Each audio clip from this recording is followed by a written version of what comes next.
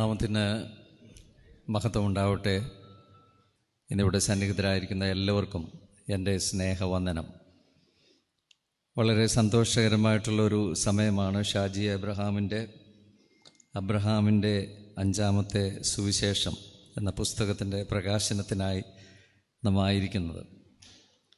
ചില മാസങ്ങൾക്ക് മുമ്പ് കഷ്ടാനുഭവ ആഴ്ചയിൽ UK ഇടവുകൾ, ഇവാഞ്ചലിക്കൽ സഭയുടെ ഇടവുകൾ സന്ദർശിക്കുമ്പോൾ ഞങ്ങൾ അവിടുന്ന് പോരുന്നതിൻ്റെ തലേദിവസം ഷാജി അബ്രഹാമിൻ്റെ വീട്ടിലാണ് താമസിച്ചിരുന്നത്. അന്ന് അദ്ദേഹം ഈ പുസ്തകത്തെക്കുറിച്ച് എന്നോട് വിശദമായി പറഞ്ഞു. എന്നാൽ എല്ലാ കാര്യങ്ങളും ആ സമയത്ത് അത്രയും ബോധ്യപ്പെട്ടില്ല. ഷാജി അബ്രഹാമിൻ്റെ ഭവനത്തിൽ അദ്ദേഹം ഈ പുസ്തകത്തെക്കുറിച്ച് എന്നോട് പറയുകയുണ്ടായി. എനിക്കെല്ലാം ഒന്നും പിടികിട്ടിയില്ല. എന്നാൽ PJ കുര്യൻ സാർ തൻ്റെ അധ്യക്ഷ പ്രസംഗത്തിൽ പറഞ്ഞത് വളരെ വാസ്തവമായിട്ടുള്ളൊരു കാര്യമാണ്.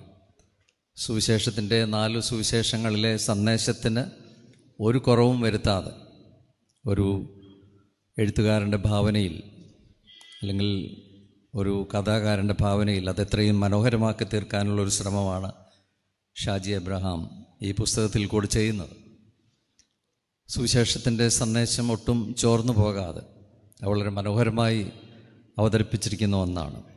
വലിയ കഥാകാരൻ, ലോകോത്തര കഥാകാരൻ ടോൾസ്റ്റോയിയെക്കുറിച്ച് പറയുന്നത് അദ്ദേഹത്തിനുണ്ടായിരുന്ന വലിയ കഴിവ് ക്യാരക്ടറൈസേഷൻ, അല്ലെങ്കിൽ തൻ്റെ കഥാപാത്രങ്ങളുടെ ഉള്ളിലിരിപ്പെല്ലാം വളരെ വ്യക്തമാക്കുന്ന നിലയിൽ അവതരിപ്പിക്കുക. അങ്ങനെ ഒരു കാര്യമാണ് പ്രിയപ്പെട്ട ഷാജി അബ്രഹാം സുവിശേഷങ്ങൾ എഴുതി അവസാനിപ്പിക്കുമ്പോൾ, 4 സുവിശേഷങ്ങൾ എഴുതി അവസാനിപ്പിക്കുമ്പോൾ 4-ാമത്തെ സുവിശേഷകൻ യോഹന്നാൻ ഇങ്ങനെ എഴുതുന്നു. ഈ ശിഷ്യൻ, യോഹന്നാൻ്റെ സുവിശേഷം 21-ാം അധ്യായത്തിൻ്റെ 24-25 വാക്യങ്ങൾ, ഈ ശിഷ്യൻ ഇതിനെക്കുറിച്ച് സാക്ഷ്യം പറയുന്നവനും ഇതെഴുതിയവനുമാകുന്നു. അവൻ്റെ സാക്ഷ്യം സത്യമെന്ന് ഞങ്ങൾ അറിയുന്നു. യേശു ചെയ്തത് മറ്റു പലതുമുണ്ട്. അത് ഓരോന്നായി എഴുതിയാൽ എഴുതിയ പുസ്തകങ്ങൾ ലോകത്തിൽ തന്നെയും ഒതുങ്ങുകയില്ല എന്ന് ഞാൻ നിരൂപിക്കുന്നു. യേശു കർത്താവിനെക്കുറിച്ചുള്ള കാര്യങ്ങൾ സുവിശേഷകർ എഴുതുമ്പോൾ കുര്യൻ സാറ് പറഞ്ഞത് അവർ കാതലായിട്ടുള്ള കാര്യങ്ങൾ മാത്രമേ എഴുതിയിട്ടുള്ളൂ. എന്നാൽ വിശദമായ നിലയിൽ കുറച്ചുകൂടെ ഒരു കഥാകാരൻ്റെ ദൃഷ്ടിയിൽ, ഞാൻ പറഞ്ഞല്ലോ ടോൾസ്റ്റോയ് എന്ന എഴുത്തുകാരൻ അദ്ദേഹത്തെ ലോകോത്തരൻ ആക്കിയത് അദ്ദേഹത്തിൻ്റെ കഥാപാത്രങ്ങളെക്കുറിച്ചുള്ള ഭാവനാ സൃഷ്ടികളാണ്, കഥാപാത്രങ്ങളുടെ ഉള്ളിലിരിപ്പ്. അതിനെക്കുറിച്ച് ഞാൻ വായിച്ചത് ഇങ്ങനെയാണ്: Tolstoy delved into the motivations, desires and struggles of his characters. തൻ്റെ കഥാപാത്രങ്ങളുടെ ഉള്ളിൽ ഉണ്ടാകുന്ന വികാരങ്ങൾ അതെല്ലാം വളരെ നന്നായി ചിത്രീകരിച്ച് പ്രകടിപ്പിക്കാൻ ടോൾസ്റ്റോയ്ക്ക് കഴിഞ്ഞിരുന്നു. ഇതേപോലെയുള്ള ഒരു സൃഷ്ടിയാണ് ഷാജി അബ്രഹാം അദ്ദേഹത്തിൻ്റെ ഈ 5-ാമത്തെ സുവിശേഷത്തിൽ ചെയ്തിരിക്കുന്നത്. സുവിശേഷത്തിലെ ഓരോ സംഭവങ്ങൾ, യേശു കർത്താവിനെക്കുറിച്ചുള്ള വിവരണങ്ങൾ, അദ്ദേഹം പരസ്യ ശുശ്രൂഷയിൽ യാത്ര ചെയ്ത സ്ഥലങ്ങൾ കൂടുതലും ഗലീലക്കടലിൻ്റെ ചുറ്റുപാടുമുള്ള സ്ഥലങ്ങളിലാണ് ഗലീലയിലെ ശുശ്രൂഷകൾ. ഗലീലക്കടലിനെ കിന്നരത്ത് തടാകമെന്നും തിബരിയസ് കടലെന്നും ഗന്നസരത്ത് തടാകമെന്നൊക്കെ പല പേരിൽ വിളിക്കുന്നുണ്ട്. എല്ലാം ഒന്ന് തന്നെയാണ്, ഗലീലക്കടൽ തന്നെയാണ്. അതിൻ്റെ ഓരോ തീരങ്ങൾക്ക് ഓരോ പേരാണ്. കഫർനഹൂമിനടുത്ത് അവരതിനെ ഗന്നസരത്ത് എന്ന് പറയുന്നെങ്കിൽ തിബരിയാസ് പട്ടണത്തിൻ്റെ അടുത്ത് അത് തിബരിയോസ് കടൽക്കരയെന്നാണ് പറയുന്നത്. എല്ലാം ഒരു തടാകം തന്നെയാണ്. വളരെ വിശാലമായ 30 കിലോമീറ്ററോളം വിസ്തീർണമായിട്ടുള്ളൊരു തടാകത്തിൻ്റെ ചുറ്റുപാടുകളിൽ യേശു നടന്ന ശുശ്രൂഷകൾ ചെയ്യുമ്പോൾ അവിടെ നടന്ന കാര്യങ്ങൾ, ഉദാഹരണത്തിന് ഞാൻ 12-ാം അധ്യായം, അദ്ദേഹം ഒരു പുസ്തകം എനിക്ക് അയച്ചു തന്നു. ഞാൻ അതിലെ 12-ാം അധ്യായം വായിക്കുമ്പോൾ ലൂക്കോസിൻ്റെ സുവിശേഷം 5-ാം അധ്യായത്തിൽ ഒരു വിവരണമാണ്. അവൻ ഗന്നസരത്ത് തടാകത്തിൻ്റെ കരയിൽ നിൽക്കുമ്പോൾ പുരുഷാരം ദൈവവചനം കേൾക്കേണ്ടതിന് അവനെ തിക്കിക്കൊണ്ടിരിക്കയിൽ 2 പടക് കരയ്ക്ക് അടുത്ത് നിൽക്കുന്നത് അവൻ കണ്ടു. ഒരു പടക് പത്രോസിൻ്റെ പടകായിരുന്നു, മറ്റൊരു പടക് യോഹന്നാൻ്റെയും യാക്കോബിൻ്റെയും പടക് ആയിരുന്നു. എന്നാൽ അവിടെ സംഭവിച്ച ഒരു രാത്രി മുഴുവൻ അധ്വാനിച്ചിട്ട് ഒന്നും കിട്ടിയില്ല, ഒരു മീനും കിട്ടുന്നില്ല. വളരെ അപൂർവമായ ഒരു രാത്രി. ഒരു മുക്കുവൻ വളരെ നിരാശ തോന്നും. അതിനെക്കുറിച്ച് എഴുത്തുകാരൻ്റെ ഭാവനയിൽ അദ്ദേഹം എഴുതുകയാണ്: പരിശ്രമങ്ങൾ പരാജയപ്പെട്ടിട്ടുണ്ടോ? എഴുത്തുകാരൻ മറുപടി പറയുന്നു, ഉണ്ടാകുമല്ലോ. എന്നാൽ കൂടുതൽ മികവ് തെളിയിച്ച മേഖലയിൽ പരാജയം നേരിട്ടാലോ അത് സഹിക്കാൻ കഴിയുമെന്ന് തോന്നുന്നില്ല. ഏത് രംഗത്തും അങ്ങനെയാണ്. കൂടുതൽ മികവ് തെളിയിച്ച മേഖലകൾ, രാഷ്ട്രീയ നേതാക്കന്മാർ നമ്മുടെ മധ്യമുണ്ട്, പ്രതിപക്ഷ നേതാവ് ഉൾപ്പെടെ. അവർ മികവ് തെളിയിക്കുന്ന മേഖലകൾ രാഷ്ട്രീയമാണ്. അവിടെ ഒരു തെരഞ്ഞെടുപ്പിൽ ഒരു പരാജയം ഉണ്ടായാൽ അത് മനസ്സിന് വലിയ നൊമ്പരം ഉണ്ടാക്കുന്നു. അതുപോലെ ഒരു മുക്കുവന് ഒരു രാത്രി മുഴുവൻ വളരെ മികവ് തെളിയിച്ചവർ ഒന്നും കിട്ടുന്നില്ല, വളരെ നിരാശ തോന്നും.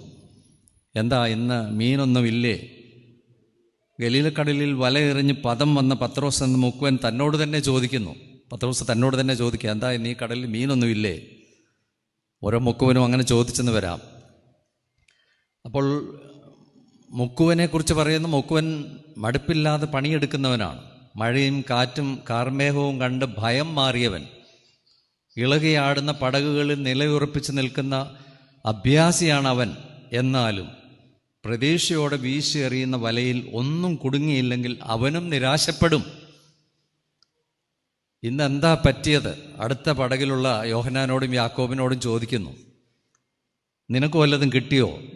അടുത്ത പടകിലെ യോഹന്നാനോട് വിളിച്ചു ചോദിക്കുമ്പോൾ ഒന്നും കിട്ടിയില്ല. ഈ രാത്രി പോലെ മറ്റൊരു രാത്രിയും അവർക്കുണ്ടായിട്ടില്ല. കാത്തിരിപ്പുകൾ വിഫലമായ രാത്രി, സ്വന്തം വലയോടും ഇളകിയാടുന്ന പടകിനോടും ദേഷ്യം തോന്നിയ രാത്രി, സമയദോഷം എന്ന് വിധിയെഴുപ്പ് നടത്തിയ രാത്രി. അപ്പോൾ എഴുത്തുകാരൻ ചോദിക്കുന്നു, ഒന്നും ലഭിക്കാത്ത രാത്രികൾ എന്തിനായിരുന്നു എന്ന് ചിന്തിച്ചിട്ടുണ്ടോ? അത് വായനക്കാരോടാണ്. ഒന്നും ലഭിക്കാത്ത രാത്രികൾ എന്തിനായിരുന്നു? വായനക്കാരോട് എഴുത്തുകാരൻ ചോദിക്കുന്നു. മറുപടി വരുന്നുണ്ട്, അത് അവന് വന്ന് ഈ പടകിലിരിക്കാൻ ഒരു വഴിയൊരുക്കുകയായിരുന്നു. അവൻ ഈ പടകിലേക്ക് വരുമ്പോൾ പിന്നെ സംഭവിക്കുന്നത്, ആഴത്തിലേക്ക് വലയെറിയാൻ പറയുന്നു. നാഥാ, ഞങ്ങൾ രാത്രി മുഴുവനും അധ്വാനിച്ചതാണ്, ഒന്നും കിട്ടിയില്ല. എന്നാൽ നിൻ്റെ വാക്കിന് വലയെറിയാം. വലിയ പെരുത്ത മീൻകൂട്ടം കിട്ടുന്നു. പിന്നെ കർത്താവ് പറയുന്നു, ഞാൻ നിങ്ങളെ മനുഷ്യരെ പിടിക്കുന്നവരാക്കും, എൻ്റെ പിന്നാലെ വരിക. വല വിട്ടു പോകുമ്പോൾ പത്രോസിനോട് വല ചോദിക്കുന്ന ഒരു ചോദ്യമുണ്ടെന്ന് എഴുത്തുകാരൻ്റെ ഭാവനയിൽ പറയുന്നു. ആ ചോദ്യം ഇതാണ്, എന്താ ഞങ്ങളെ വിട്ടു പോവുകയാണോ?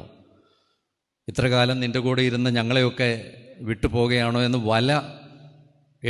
വല ഈ മുക്കുവനോട് ചോദിക്കുന്നു. ഇതൊന്നും സംഭവിച്ച കാര്യങ്ങളൊന്നുമല്ല, ഒരു വലയും സംസാരിക്കത്തില്ല. പക്ഷേ എഴുത്തുകാരൻ ആളുകളുടെ ഹൃദയങ്ങളിലേക്ക് ചിന്തകൾ കൊണ്ടുവരികയാണ്.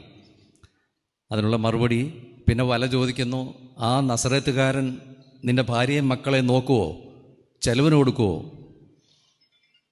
അതിനുള്ള മറുപടി വരുന്നു, എൻ്റെ വള്ളം നിറയെ മീൻ തരാൻ കഴിയുന്നവന് എന്നെ നോക്കാൻ കഴിയും, ഞാനിത് അവൻ്റെ പിന്നാലെ പോവുകയാണ്. ഇങ്ങനെയുള്ള ഭാവന സൃഷ്ടികളാണ് ഈ പുസ്തകത്തിൽ മുഴുവൻ. ഇത് അനുഗ്രഹകരമായ വായന നൽകുന്ന ഒരു പുസ്തകമാണ്. ഷാജി എബ്രഹാമിൻ്റെ വലിയ അധ്വാനം ഇതിൻ്റെ പുറകിലുണ്ട്. ഞാൻ അദ്ദേഹത്തിൻ്റെ വീട്ടിൽ ചെന്നപ്പോൾ ഞാൻ ചോദിച്ചു, എങ്ങനെയാണ് ഇതെല്ലാം ഒപ്പിക്കുന്നത്?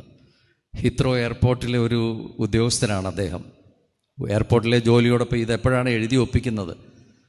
അപ്പോൾ അദ്ദേഹം എന്നെ കാണിച്ചു, ഒരു 3/4 അടി കനം ഉള്ളൊരു വലിയ പുസ്തകം, 1700 മറ്റോ ഇറങ്ങിയ ഒരു കമൻട്രിയാണ് ബൈബിളിൻ്റെ. ഞാനിതൊക്കെയാണ് ഇപ്പം വായിക്കുന്നത്. ഇതിൽ നിൻ്റെ ചിന്തകൾ വരുന്നു, പിന്നെ എൻ്റെ ഭാവനയും. അങ്ങനെ എഴുത്തുകാരൻ്റെ ഒരു കഠിന പ്രയത്നമെല്ലാം ഇതിൻ്റെ പുറകിലുണ്ട്. ഇത് നല്ല വായന തരുന്നൊരു പുസ്തകമാണ്. ഹൃദ്യമായ ചിന്തകൾ നമ്മുടെ ഉള്ളിലേക്ക് കൊണ്ടുവരുന്നു. സുവിശേഷങ്ങളെ ഇച്ചൂടെ പ്രകാശമാനമാക്കി തീർക്കുന്നു ഈ 5-ാമത്തെ സുവിശേഷം എന്ന് പേരിട്ടിരിക്കുന്ന പുസ്തകം. ഈ എഴുത്തുകാരനെ അനുമോദിക്കുകയും അദ്ദേഹത്തിൻ്റെ ഈ കലാസൃഷ്ടി എന്ന് ഞാൻ പറയുന്നില്ല, ഈ ബൈബിൾ വ്യാഖ്യാനം എല്ലാവർക്കും ഒരു അനുഗ്രഹമായി തീരട്ടെ എന്നുള്ള ആശംസയോടും ഞങ്ങൾ കുടുംബമായിട്ടുള്ള ആശംസ അറിയിച്ചുകൊണ്ടും എന്നെ ഈ മീറ്റിങ്ങിലേക്ക് പ്രഭാഷണത്തിനായി ക്ഷണിച്ച പ്രിയ സ്നേഹിതൻ ഷാജി എബ്രഹാമിനോടും കുടുംബത്തോടുമുള്ള നന്ദി അറിയിച്ചുകൊണ്ടും ഞാൻ എൻ്റെ വാക്കുകൾ ചുരുക്കുന്നു. ദൈവം എല്ലാവരെയും അനുഗ്രഹിക്കട്ടെ.